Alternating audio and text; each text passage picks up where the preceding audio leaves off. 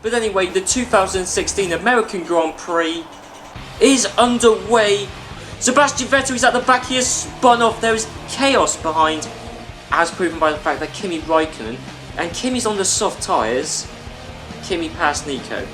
I mean, Rosberg's behind, he's in 17th.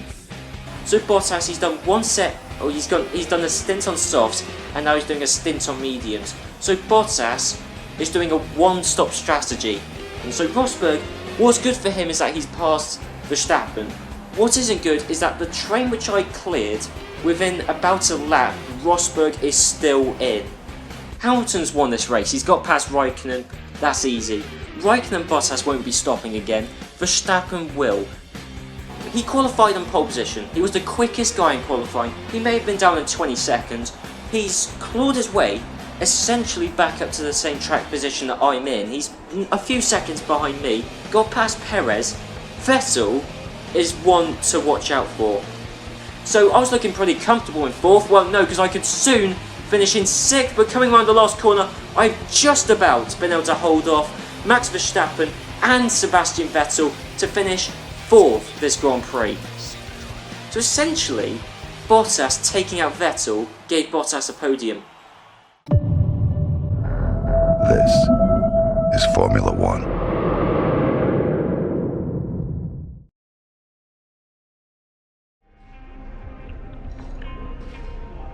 Okay, I've got something for you.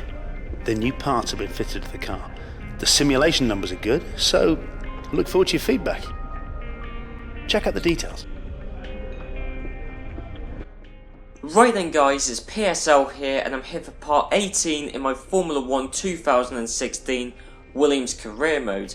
And as you can see, the drag has been reduced on the Williams car in time for the Mexican Grand Prix at the Autodromo Hermanos Rodriguez. And surprisingly, as we can see, Force India, even though the 2017 season is, well, very close to starting, Force India is still bringing upgrades. It's not just Williams who are single-minded, focused on the 2016 season. So Force India, not really much to say. They're ahead of Sauber, still behind McLaren. So not really a great deal has happened in terms of the car performance. But anyway, let's just head straight on into the qualifying report for the Mexican Grand Prix. Qualifying at the Autodromo Hermanos Rodriguez was the standard affair for the first 18 minutes, with the grid from 22nd upwards being Jolyon Palmer, Esteban Gutierrez, Pascal Wehrlein, Kevin Magnussen, Rio Haryanto, and finally the Toro Rosso of Carlos Sainz. Q2 saw a shock elimination as Sebastian Vettel tried to make it into Q3 on the soft tyres, but failed by 41 thousandths of a second to finish in 11th. Grosjean, Kvyat, Perez and both Sauber drivers were also eliminated. This left 10 drivers with a top 9 that was separated by only 3.5 tenths of a second. Nico Hülkenberg was away off the rest of the top 10, but will still line up alongside Jenson Button. It's an all Red Bull 4th row who will be following Lewis Hamilton in 6th and Kimi Raikkonen in 5th down towards the first corner. Quinn beats Raikkonen by only 1,000th of a second to snatch 4th place from him and will line up alongside his teammate Valtteri Bottas. Fernando Alonso did amazingly well at a track with such a long start-finish straight, especially when considering the straight line speed disadvantage he has to the Mercedes of Nico Rosberg, as Nico Rosberg beat him to pole position by only 6 thousandths of a second.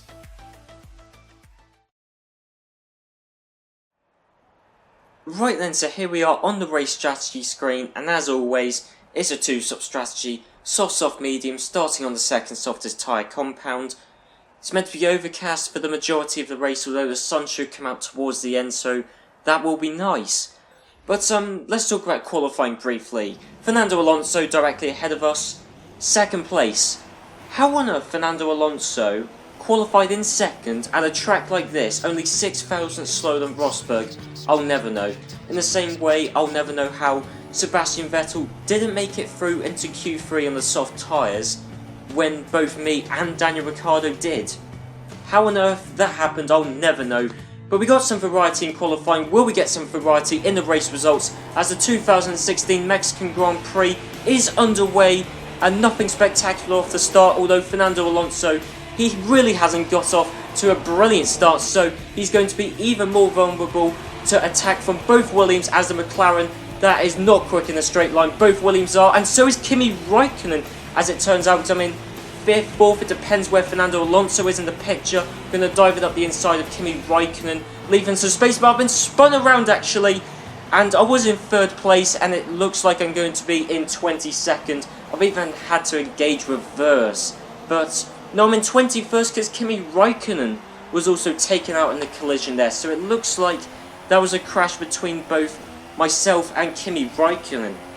So we'll have a look at exactly what happened off the start. So here we are from an off-board perspective. So, I mean, there was a massive cluster down towards the first corner. Raikkonen made the conscious decision to go to the right-hand side.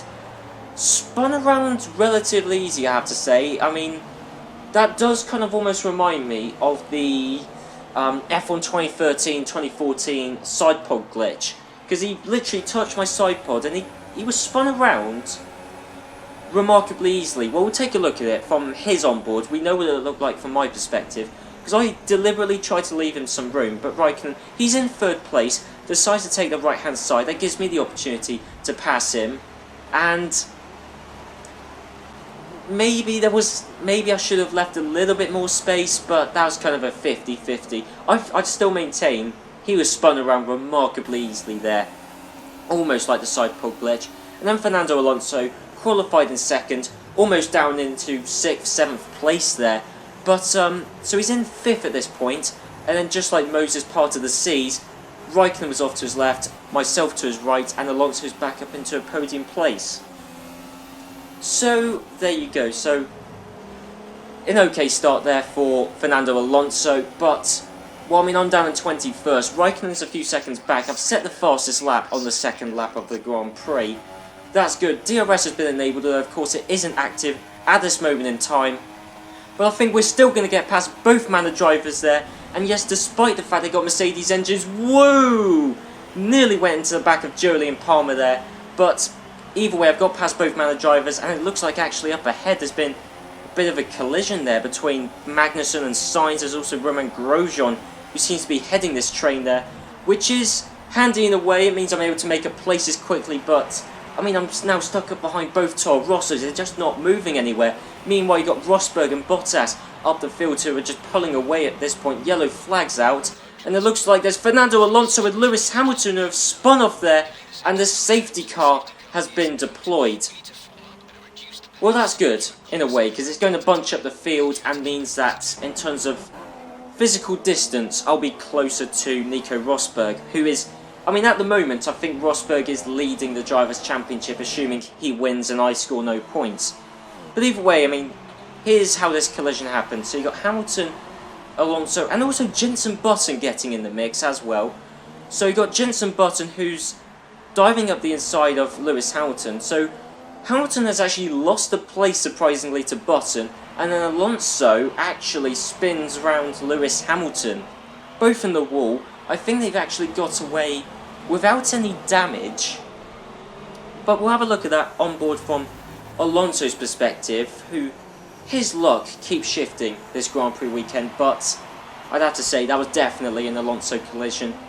If Hamilton was any further to the left, he would have been off the track. I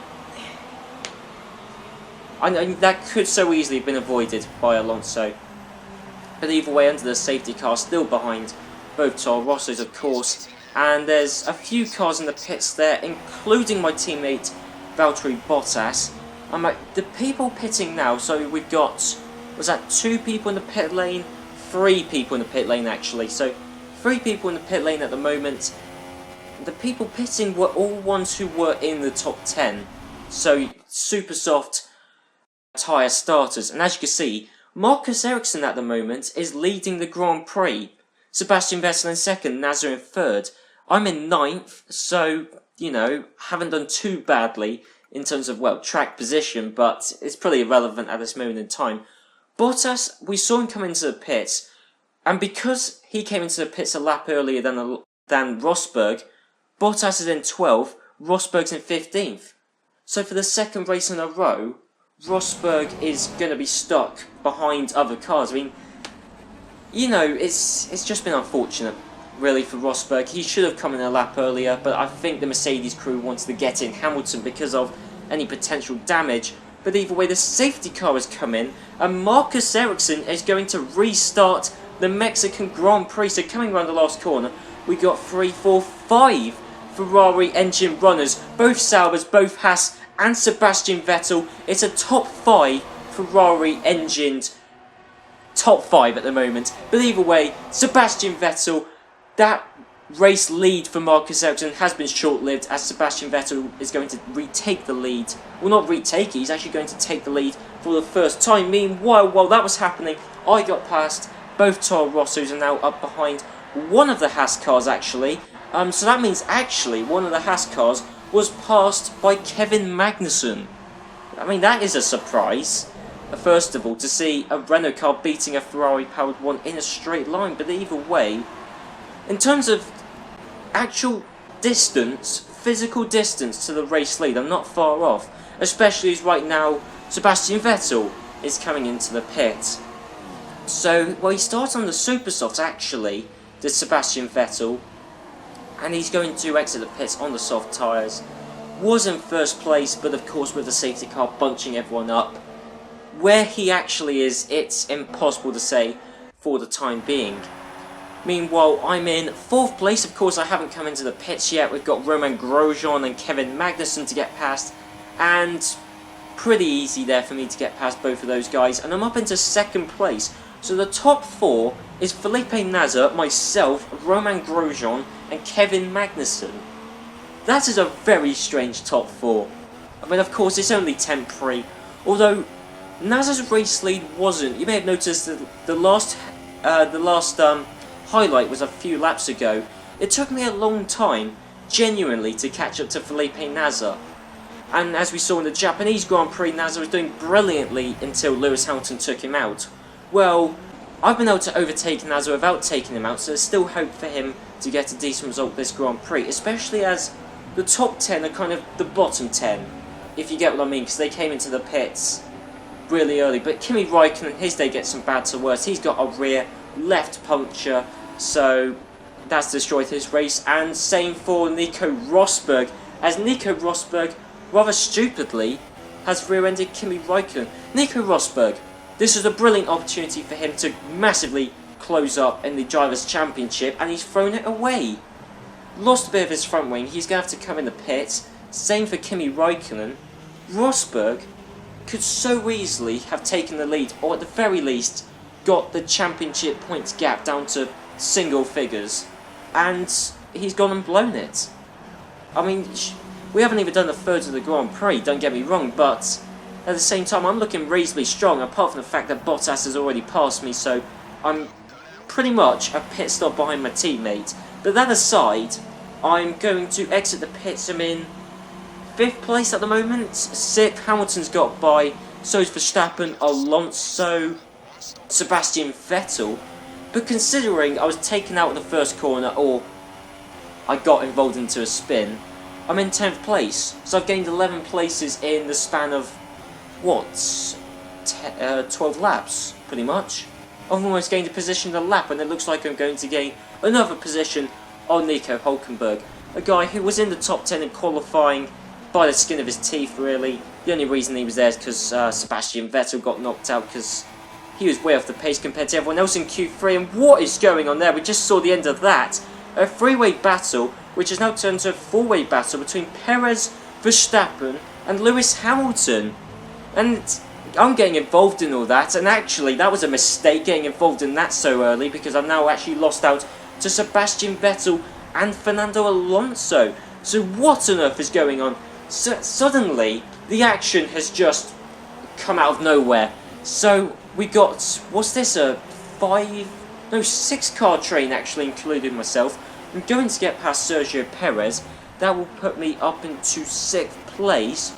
Hamilton's pulling away, but the worrying thing is most of the people here are on medium tyres. Sebastian Vettel isn't though, but the good thing is Sebastian Vettel, he's got the DRS on me, can't get by. That's the beauty of the Williams. I love the Williams car in this game and in F1 2015. It's not a great car, it's not one of the easiest to drive, but I just love how it's so easy to overtake people and nobody can overtake you. It's fantastic. But yeah, the worrying thing is because I'm on the soft tyres and pretty much everyone else apart from Vettel is on the mediums, I should be getting past these people quickly. But lap 18, I've only just got past Verstappen, I'm still behind Lewis Hamilton, so getting a little bit sketchy at the moment. Meanwhile, here's the battle for the lead. There's Jenson Button in second, just exiting the stadium section, and there is Valtteri Bottas in the lead. So Bottas substantially ahead of Jenson Button. What could spice it up is Kimi Räikkönen, who's unlapping himself actually, which is going to hold up Bottas. Thankfully no collision between the two Finnish drivers, but the race lead, or the race win at the moment, looks like it's a foregone conclusion. Especially as Button's in second. McLaren have really excelled themselves this Grand Prix. Meanwhile, my race is just going as planned. Well, apart from the fact I spun off at the start of the Grand Prix, aside from that, it's going as planned. Soft mediums. I'm going to exit the pits in 9th. So worst case scenario, I'm going to finish 9th place this Grand Prix, which I have to say is pretty good damage limitation. Could almost rival that of Sebastian Vettel at the previous Grand Prix. But anyway, I'm going to get past Romain Grosjean, and there you go. So now up into 8th place with Daniel Ricciardo, the next guy on my hit list, up in 7th, and in fact not too far ahead either. So lap 22, I'm expecting there to be a couple more people in the pits. It looks like Nasser is in the pits, Sergio Perez as well, and in fact that was Lewis Hamilton who's just exited the pits there. So I've jumped Lewis Hamilton through the pit stops there, and I'm up into 5th place. Well, that's surprising, but now the roles have reversed. I'm on the medium tyres, he's on the softs, and I couldn't get past him when the tyres were the other way round. So I'm up into 4th place, so I'm gaining a lot of positions through the pit stops, but it looks like I'm about to lose one because, as I said, I love driving the Williams because not many people can overtake you, but Hamilton and Rosberg, they can. They can, if you give them an opportunity, they'll get past. Meanwhile, Jolyon Palmer, he was up in the points for a brief while, and he wasn't doing as well as a teammate, it pains me to say, and now he's got an engine failure. But that engine failure and that parking on the side of the track has actually brought out the safety car, which is good because the race was kind of becoming a foregone conclusion. Valtteri Bottas was in the lead by a long way, as we saw from Jenson Button. In fact, Jenson Button has just come into the pits there. He was the guy in the pits. Button's just fitted on the super soft tyres. Slightly strange strategy, but I can understand to an extent why he's done that. But either way, the safety car's coming in. As you can see, the race lead is just there. It's within eyesight. Valtteri Bottas is just up there. There's also the lapped Kimi Räikkönen, who's just in the way at this point. Thankfully, he's going to get firmly out of the way. And without DRS, just pure straight line speed, I'm going to get past Daniel Ricciardo. And we had a Ferrari engine top 5 for a little while, but now we've got a Mercedes engine top 3. Bottas, Hamilton, and myself. I mean, where have I come from in all of this? Remember when Alonso was up towards the front? Remember when Rosberg was up towards the front? And it looks like, actually, speaking of being up towards the front, remember the days when Valtteri Bottas was leading the Grand Prix by a long way? Well, actually, he's coming under massive threat from Lewis Hamilton. I didn't think I'd say this, especially as I'm on the mediums and both of those guys are on the soft tyres. They're actually both coming under threat from me, and amazingly, I'm up into 2nd place. It's a Williams 1-2. I didn't think I'd be saying that. 6 laps left to go. Those two were quicker in qualifying in the race. Those guys were quicker pretty much for the majority of the weekend. As you can see, well, Bottas proving he's quicker. He's long gone. Lewis Hamilton, he's getting by. That's fine. I wasn't realistically expecting to beat Hamilton, but what I've done is I've taken Hamilton well outside of DRS range. which means Bottas is safe. He's only got to keep a 1 second gap, or over a 1 second gap for 3 laps. So basically, I've ensured, well, I've removed any threat of Bottas losing the race lead. That is teamwork right there. And meanwhile, going back to the brilliant straight line speed affair, Ricciardo trying to get DRS on me, and can he get late on the brakes? No, because the second he pulls out of the slipstream, he was actually marginally slower. That says a lot, doesn't it? He was quicker with the DRS and slipstream. The second he's got to punch a hole through the air himself, nah, he can't compete. But, well, speaking of not being able to compete, nobody could contend with Valtteri Bottas, as he's going to win the Mexican Grand Prix. Well, there you go. Bottas, it looked like Rosberg was going to win the Grand Prix for a while, then it was a foregone conclusion, then it wasn't, but thanks to teamwork between, well, both myself and Valtteri Bottas, I was able to ensure that he took the race win, and I'm going to take the final podium position. Well, glad to see that the engineer's happy there. Ricciardo's going to try another attempt at overtaking me, but that won't really work. So there you go, that's a podium I reckon we could get used to next year. Well, excluding me, obviously. Last time I checked, I wasn't racing in F1 next year, although... Well, Lawrence Stroll is, and he's pretty much the same age as me, I think. Actually, I think he's about a month younger than me, but... Bottas in first, Hamilton in second. Something tells me, heading into 2017... that's a podium we're going to see a lot. Maybe not in that order, who knows, but... there you go. A glimpse into the future, I reckon. And, well, anyway. On to the race results, of course. As we know, it's Bottas from Hamilton, myself, Ricciardo, Vettel, Perez, Nasser in 7th. There's Hulkenberg, Grosjean, and Sainz. So that first safety car really did mix up, because it meant a lot of the bottom 10 became in the top 10, if you get what I mean. I mean, where's Rosberg? Well outside of the points. 16th, I've only just found him. He's behind Kvyat. And that was, well, I mean, the second he rear-ended Raikkonen, that was it. Game over for him. And as you can see, that has meant now in the Drivers' Championship, Rosberg was the guy I was watching out for a long time. Well, no, actually, Hamilton is the nearest championship contender, but still over a race win's worth of points behind me. So... you know, but Nasser, he's done quite well. He's up into 10 points. Nasser on 10 points, but I mean, then again, Verline's last in the Drivers' Championship, and he still scored 4 points. And I think that was thanks to, well, certain Grand Prix. The Austrian Grand Prix was a manic one, but there's been a few Grand Prix, this one to a certain extent, where it's favoured the bottom drivers and the bottom teams. This Grand Prix did favour Sauber quite nicely, as they've overtaken Manor in the Constructors' Championship. But anyway, guys, I hope you enjoyed this episode. If you did, be sure to leave a like, comment down below, and I'll see you guys next time for the Brazilian Grand Prix. So I'll see you then.